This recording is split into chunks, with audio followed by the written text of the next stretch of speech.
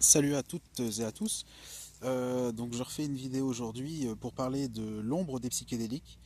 Donc pourquoi parler de l'ombre psychédélique? Je vous l'ai déjà expliqué dans les vidéos précédentes. Euh, donc là, comment entrer dans le sujet? Je pense qu'il y aura plusieurs parties. Peut-être que je sais pas dans quel sens je vais faire, mais déjà présenter peut-être mon histoire avec les psychédéliques, avec les plantes psychédéliques. Voilà, c'est mieux comme ça.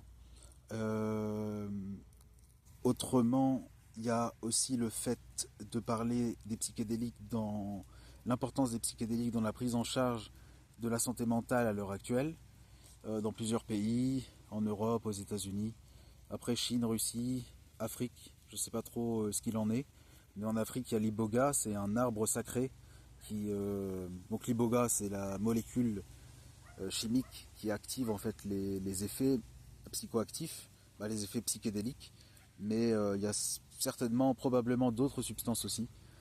Euh, donc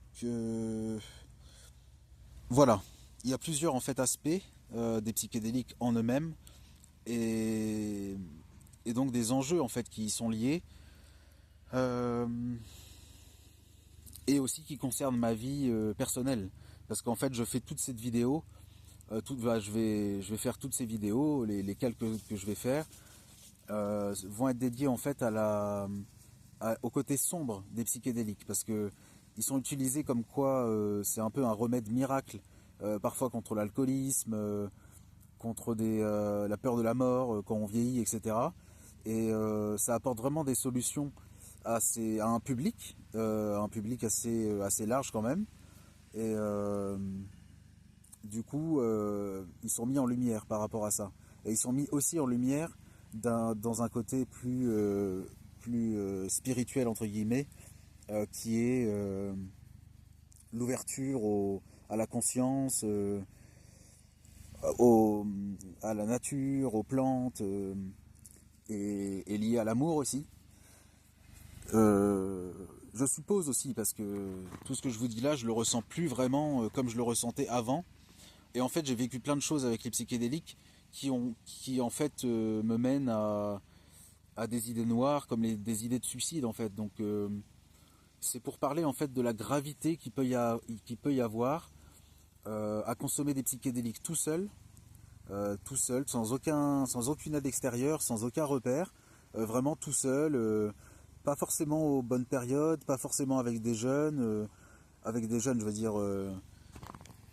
je veux dire pas des vieux jeunes, mais des jeunes quand on a le ventre vide, quoi.